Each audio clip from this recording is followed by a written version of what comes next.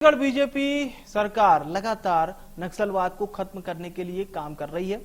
विधानसभा चुनाव के समय केंद्रीय गृह मंत्री अमित शाह ने नक्सलवाद को 3 साल में खत्म करने की बात कही थी, तो वहीं राज्य के गृह मंत्री विजय शर्मा लगातार इसे लेकर काम करते हुए दिखाई दे रहे हैं। नक्सल विरोधी अभियान में सुरक्षा बल के जवानों को कामयाबी भी मिल रही है। बस्तर के अंदरूनी इलाकों में आज हमारे जवान जाकर नक्सलियों को खदेड़ रहे हैं, जिसको लेकर गृह मंत्री विजय शर्मा ने एक बड़ा इशारा दिया। उन्होंने ये कहा कि 15 अगस्त तक स्पष्ट कर देगा कि बस्तर की स्थिति कैसी है। इसलिए समझा जा सकता है कि 15 अगस्त को बस्तर क्षेत्र में खास तरह से स्वतंत्रता दिवस मनाया जाएगा। गृह मंत्री के कहने का अर्थ यह था कि 15 अगस्त को ही पता चलेगा, लेकिन गृह मंत्री के बयान पर कांग्रेस ने तंज कसते हुए कहा कि क्या बस्तर की स्थिति अभी तक स्पष्ट नहीं है। 15 साल तक आप सरकार चलाए तब भी स्पष्ट नहीं हो पाया था। इसी मुद्दे पर होगी विस्तार से चर्चा। कुछ मेहमानों को जोड़ेंगे इस चर्चा में। पूरे मामले पर आप सियासी बयानबाजी सुनिए।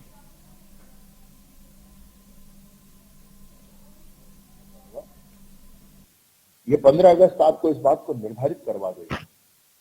ये अभियान सरकार का ही नहीं, मूलतः ये अभियान बस्तर की जनता का है, जो नक्सलिज्म को उखाड़ कर फेंकना चाहते हैं। वहां ये 15 अगस्त इस बात को आपको प्रमाणित करेगा। क्या बस्तर का वास्तविक स्थिति अभी तक स्पष्ट नहीं हो पाया है? क्या 15 साल आप सरकार चलाए, उस पर स्पष्ट नहीं हो पाया है? क्या 8 महीना सरकार चलाए, उस पर स्पष्ट नहीं हो पाया है? क्या आखिर क्या स्पष्ट करना चाहते हैं? क्या स्पष्ट करना चाहते?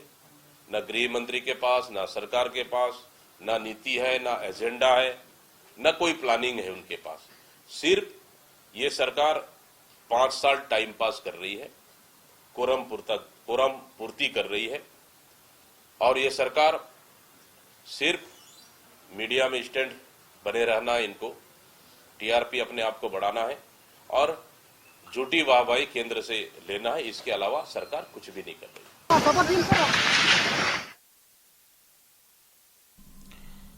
तो देखिए, ये पक्ष विपक्ष के बयान इसलिए हमने आपको सुनवाए कि आपको पता चल सके कि आखिर इस पूरे मामले पर सियासी बयानबाजी किस तरह से हो रही है। एक और सत्ता पक्ष का ये कहना है कि नक्सल घटनाओं में बहुत हद तक हमने कमी लाई है, लेकिन विपक्ष ने इस पर तंज कसा है और सवाल किया है। पार्टी बीजेपी से सवाल किए हैं।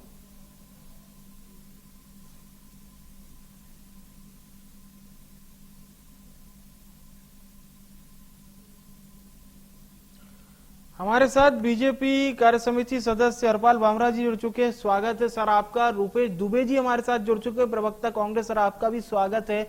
शुरुआत करते हैं हरपाल जी आपसे कि ये 15 अगस्त वाले बयान को लेकर कांग्रेस ने कहा कि असमंजस की स्थिति है क्या अभी भी? 15 साल आपका शासन रहा, देन अगेन 5 साल के इस शासन के बाद आप लोग फिर से सत्ता में आए हैं और आप लोगों का एक कोट भी है कि हमने बनाया है, हम ही संवारेंगे, लेकिन कांग्रेस कह रही कि अगर कुछ संशय की स्थिति है तो पहले ही क्लियर कर देते।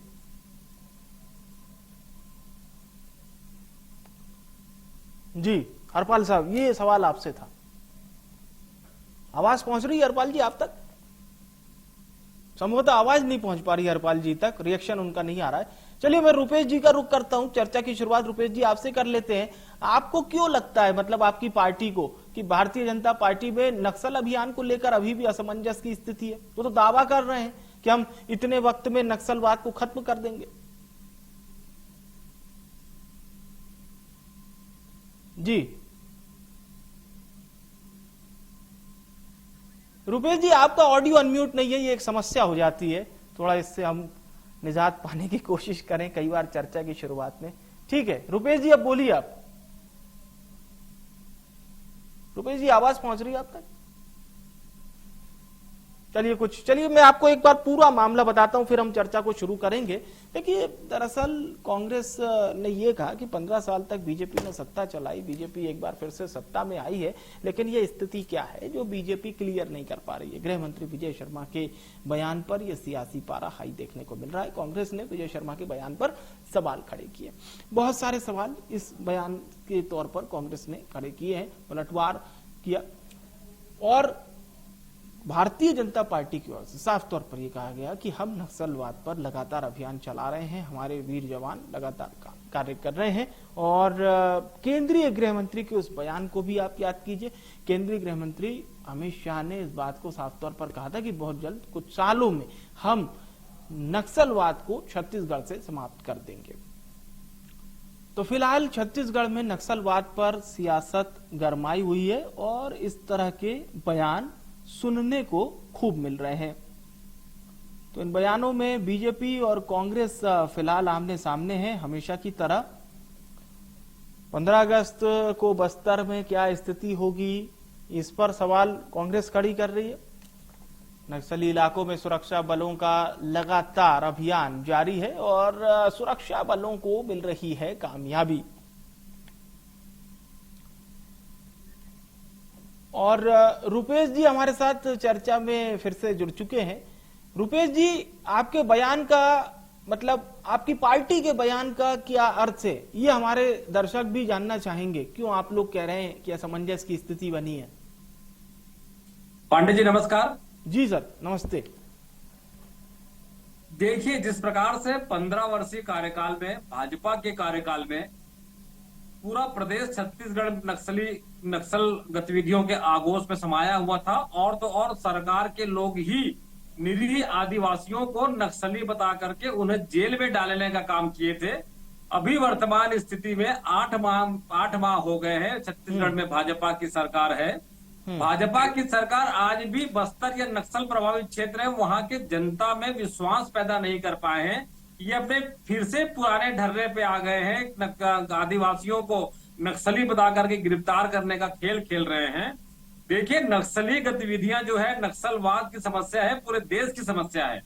जिस प्रकार से देश के गृह मंत्री अमित शाह जी ने कहा कि हम 3 साल में नक्सली मुक्त कर देंगे छत्तीसगढ़ को, बड़ी हास्यास्पद स्थिति है। छत्तीसगढ़ 7 राज्यों से घिरा हुआ है और उन 7 राज्यों से घिरने के बाद ही जब तक आप 7 राज्यों के साथ मिल बैठकर कोई बेहतर कार्य योजना नहीं बनाएंगे, तब तक नक्सली गतिविधियों पे अंकुश लगाया जाना किसी भी परिस्थिति में संभव नहीं है जी। और तो और नक्सली गतिविधियों को जिस प्रकार से छत्तीसगढ़ की भाजपा सरकार कोई भी बेहतरीन कार्य योजना विपक्ष के नेताओं के साथ मिलकर, देखिए इसमें राजनीति से परे होकर के भाजपा को काम करने की आवश्यकता है। क्योंकि नक्सल किसी धर्म का, किसी जाति का, किसी राजनीतिक दल का विरोधी नहीं होता। नक्सल गतिविधियों से लड़ने के लिए हमको समग्र रूप से सबको साथ लेकर चलना पड़ेगा। लेकिन ये सिर्फ अपने पीठ स्वयं थपथपाने के अलावा कुछ नहीं कर रहे हैं। 15 अगस्त की बात प्रदेश के गृह मंत्री विजय शर्मा जी ने इसलिए कहा है कि वो 15 अगस्त को बस्तर में झंडारोहण करने के लिए मुख्य अतिथि है। यदि 15 अगस्त को झंडारोहण के मुख्य अतिथि के रूप में उन्हें नियुक्त नहीं किया जाता तो वो इस बात को कहने से बिल्कुल भी परहेज करते। देखिए, जिस प्रकार से बस्तर में जब नेता जाते हैं तो एक सुरक्षा के घेरे बना करके कार्रवाई की जाती है और उसके बाद शांति होने की दुहाई देने वाली भाजपा प्रदेश के जनता के साथ जाकर के आत्मसात करे, प्रदेश की जनता को देखे कि किस प्रकार से वो परेशान है, हलाकान है, और मात्र अपने देखिए छत्तीसगढ़ को नक्सली उन्मूलन के लिए अब तक कितनी राशि मिली है, क्या सहयोग मिला है केंद्र से, ये बताने में भी छत्तीसगढ़ की भाजपा सरकार पूरी तरह से असक्षम है। चलिए पूछ लेते हैं सीधा हरपाल जी से। हरपाल जी, ये संशय के बादल क्यों खड़े हो रहे हैं? कांग्रेस ये कह रही है कि क्लैरिटी क्यों नहीं है किसी भी बात पर। बिल्कुल ऐसा लग रहा है कि बीजेपी अपने ही बयान पर संशय में है, क्लियर नहीं कर पा रही है। मेरे कांग्रेस के मित्र को सबसे पहले मैं बताना चाहता हूं कि बीजेपी के पहले 2 टेन्योर जो थे, जिसमें केंद्र की सरकार कांग्रेस की थी और इन्होंने किस तरह से राज्य सरकार के हाथ बांध के रखे कुछ कार्रवाई ना करने देने की। इवन इनके जो नेतागणों का जो हत्या हुई उसमें भी इनकी केंद्र में सरकार थी, जिन्होंने कोई भी निष्पक्ष जांच, यानी किसी भी नेशनल इन्वेस्टिगेशन एजेंसी द्वारा कोई भी जांच नहीं करा पाए। आज ये हम लोग को ये चीज ना बताएं, भारतीय जनता पार्टी का स्पष्ट और एक क्लियर कट डायरेक्शन है कि कोई भी असामाजिक तत्व, कोई भी अराजकता प्रदेश की शांति को भंग नहीं कर सकती। और प्रदेश की शांति के लिए इन्होंने पूरे हमारे पिछले कार्यकालों में आप देखिए, गांव के इंटीरियर तक रोडें बनी, स्टेप बाय स्टेप उसको क्लियर करने के सारे प्रोसीजर चल रहे हैं। और निश्चित तौर पे जो गृह मंत्री जी ने कहा है वो एक अच्छी प्लानिंग है, जो कि मीडिया पे डिस्कस भी नहीं की जा सकती, लेकिन राज्य सरकार बहुत स्ट्रेटजी के साथ में, बहुत क्लियर विजन के साथ में प्रदेश को ये वामपंथ नक्सलिज्म से मुक्त करने के कदम पे आगे बढ़ रही है। और इसमें किसी तरह का कोई भी संशय नहीं है, कोई संशय होना भी नहीं चाहिए। ये तो एकदम क्रिस्टल क्लियर चीजें हैं। भारतीय जनता पार्टी जब जब रही है, इसने हर प्रदेशों में देख लीजिए, नक्सलिज्म को, वामपंथ को बंदूक के जोर पे डेमोक्रेसी की कोई जरूरत नहीं है। डेमोक्रेसी में आपको जो है टेबल पे बात करनी पड़ेगी, बंदूक के जोर पे जो बात करेगा उसी की भाषा में कुचल दिया। ये अच्छी बात है कि डायलॉग के साथ आना पड़ेगा। अगर आप गन के साथ आएंगे तो फिर सुरक्षा बलों के पास उसका भी इलाज है। एक बात यह है कि अमित शाह जी ने जो बात कही उसे बहुत प्रचार प्रसार किया जा रहा है कि अमित शाह जी का ये दावा है कि हम 3 साल के भीतर, 3 साल में छत्तीसगढ़ से नक्सलवाद को समाप्त कर देंगे, बिल्कुल समाप्ति की कगार पर ला देंगे। ये बड़ा दावा, और इस पर अब आपकी सरकार को काम कर रहे, जो आप लोग काम कर रहे हैं, तो ये कितना एक डिफिकल्ट टास्क है? ऐसा है भाई साहब कि ये तो देखिए, घर का बेदी लंका ढाए। हमने जम्मू एंड कश्मीर पे जो इंटरनेशनल बॉर्डर्स पे जितना इन्फिल्ट्रेशन हो रहा था, जब से मोदी सरकार है, आप उधर भी देखिए कि इतनी स्ट्रांगली हमने टेररिज्म को एंड किया। हल्का फुल्के छुटपुट घटनाएं हो रही हैं, वो भी बहुत जल्द सब कंट्रोल पे आ जाएगा। रही बात आज जो इंडिया अलायंस है, कांग्रेस के मित्र से पूछना चाहता हूं कि ये जो वामपंथ नक्सलिज्म है, इनके जो वामपंथ है, इनके साथ इंडिया अलायंस में है। ये घर का भेदी लंका ढाए किसके लिए कह दिया आपने? घर का भाई, मेरी जो पूरी बात होने दीजिए। मैं कह रहा हूं कि इंडिया अलायंस में कांग्रेस के साथ में पार्टनरशिप में कम्युनिज्म के जो ये सब बैकग्राउंड में सपोर्ट करने वाले लोग हैं, वामपंथ है, ये सब उनके साथ हैं। इनको क्यों नहीं गाइड करते हैं कि आकर टेबल में बैठकर, डेमोक्रेसी है, प्रजातंत्र में बंदूक की कोई रास्ता नहीं है, बंदूक की कोई जगह नहीं है।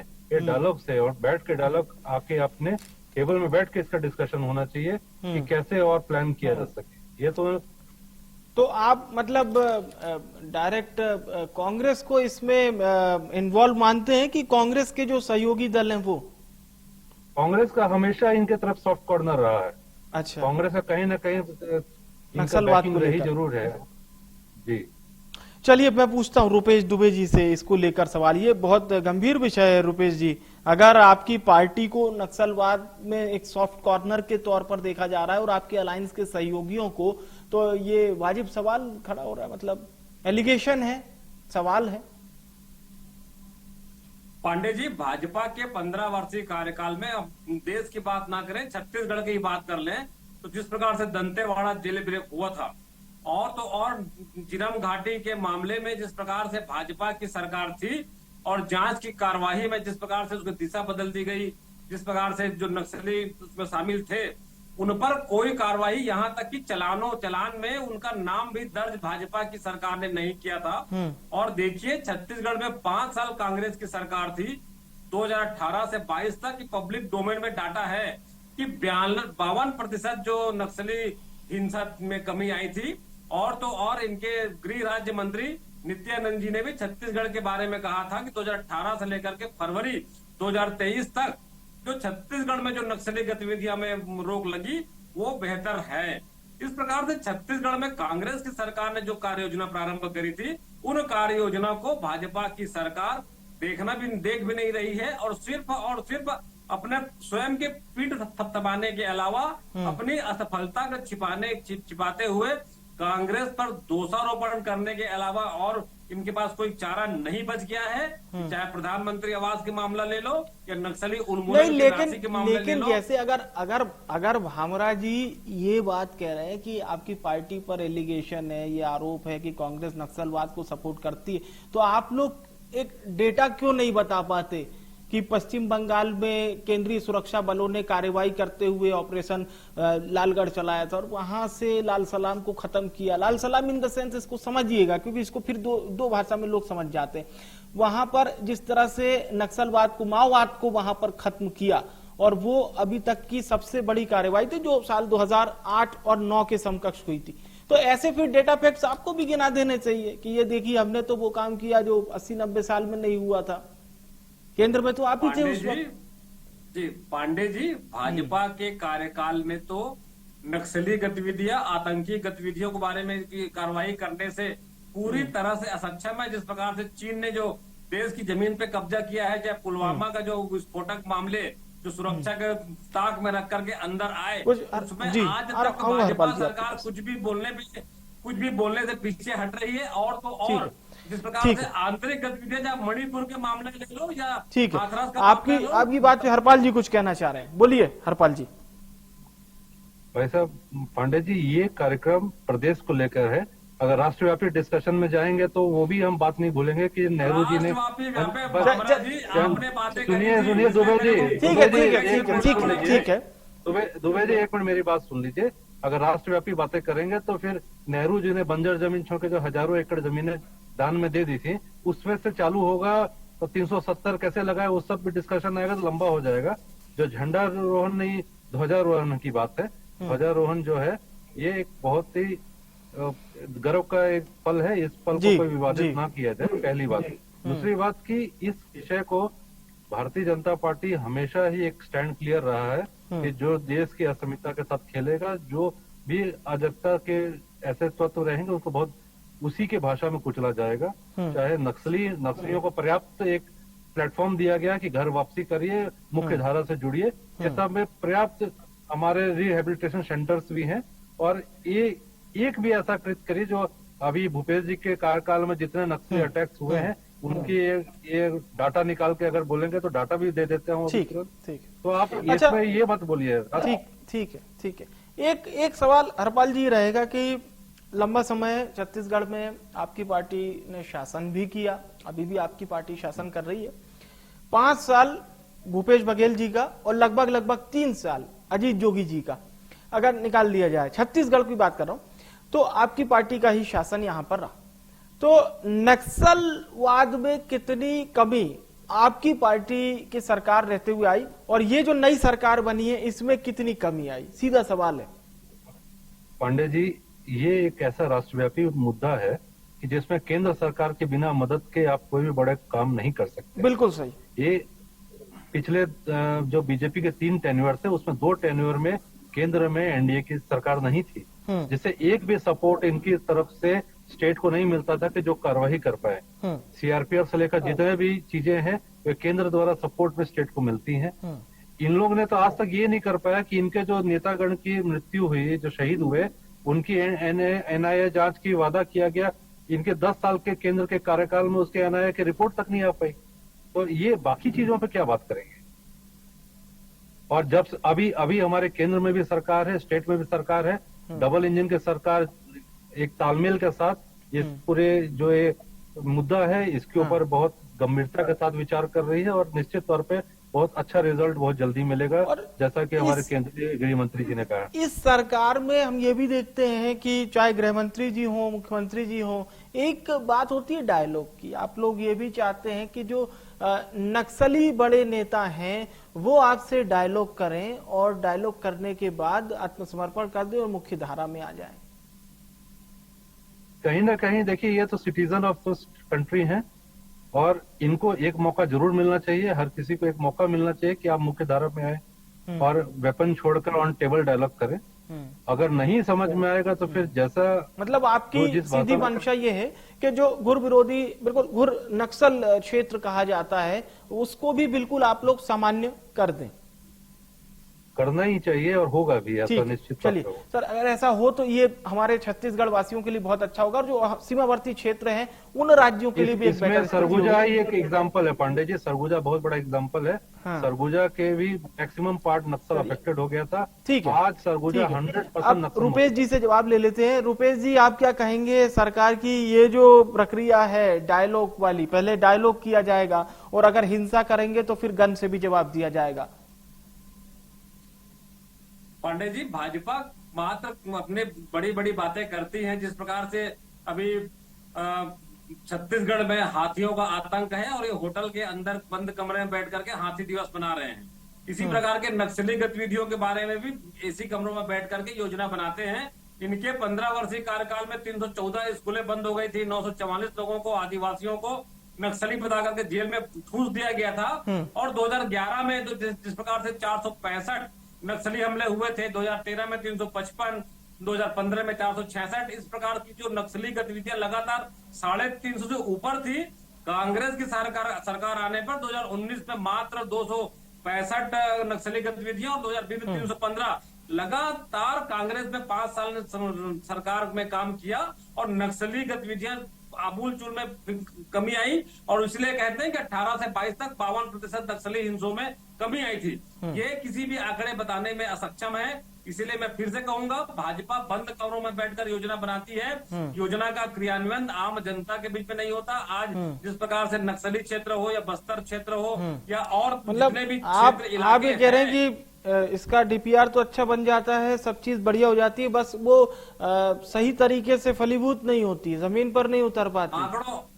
आंकड़ों और डायलॉग में बात गुजरती है, धरातल में और आम जनता को कोई लाभ भाजपा की सरकार की योजनाओं का नहीं। अच्छा, नक्सल खत्म करने को लेकर ये जो कमिटमेंट है अमित शाह जी का और बीजेपी का, ये कहना है कि ये दोनों के सहयोग से होता है, राज्य और केंद्र दोनों जगह बीजेपी की सरकार है और जो हमें टेन्योर दिखाई दे रहा है वो लगभग एक जैसा ही है। भारतीय जनता पार्टी की प्रदेश में सरकार आई है लगभग दिसंबर में और केंद्र में मई जून के समय आई है, यानी कि अभी लंबा समय है दोनों सरकारों के पास। तो इसमें वो जो एक कमिटमेंट अमित शाह जी की है नक्सलवाद खत्म करने की, तो वो उस समय में पूरी कर ली जाएगी, ऐसा लगता है आपको? किसी परिस्थिति में पूरी करने की मंशा नहीं है। देखिए, मैं फिर से बताना चाहूंगा, छत्तीसगढ़, महाराष्ट्र, मध्य प्रदेश, तेलंगाना, आंध्र प्रदेश, उड़ीसा, झारखंड आदि राज्यों के साथ जुड़ा हुआ है। नक्सली गतिविधियां मान लो छत्तीसगढ़ में कम करेंगे तो वो मध्य प्रदेश में जाकर के, हैदराबाद में जाकर के, तेलंगाना में जाएंगे। उसके बाद कुछ समय के पश्चात तो फिर से वापस आ जाएंगे। चलिए, समय लगभग समाप्त हो चुका है। हरपाल जी से अंतिम प्रतिक्रिया। जी बिल्कुल शॉर्ट में सर। ऐसा है कि मोदी सरकार अपने कमिटमेंट्स को लेकर इतनी कंफर्म्ड है, ये किसी को बताने की जरूरत नहीं है। जिसने भी देश की अस्मिता साथ खेलने का प्रयास किया उसका रिप्लाई में चाहे एयर स्ट्राइक हो चाहे उरी हो, इसको बहुत हार्डली हिट किया गया। चलिए, तो अमित शाह जी ने जो वादा किया है 3 साल का, वेट करना पड़ेगा, निश्चित तौर पे कमिटमेंट पूरी होगी। ठीक है सर, मैं बहुत बहुत धन्यवाद करूंगा रुपेश जी का, हरपाल जी का हमारे साथ चर्चा में जुड़ने के लिए। आप दोनों मेहमानों का बहुत बहुत शुक्रिया, बहुत बहुत धन्यवाद। आज हम बात कर रहे थे छत्तीसगढ़ में वर्तमान में नक्सल मूवमेंट के अभियानों को लेकर और गृह मंत्री विजय शर्मा के बयान को लेकर, जिस पर कांग्रेस ने निशाना साधा। बीजेपी ने कहा आप अपना पाला देखिए, हमारी सरकार पर शक करने के बजाय कुछ काम कीजिए, हम लगातार जुटे हुए हैं और प्रदेश से नक्सलवाद को समाप्त करके ही दम लेंगे। फिलहाल के लिए बड़ी बहस में इतना ही।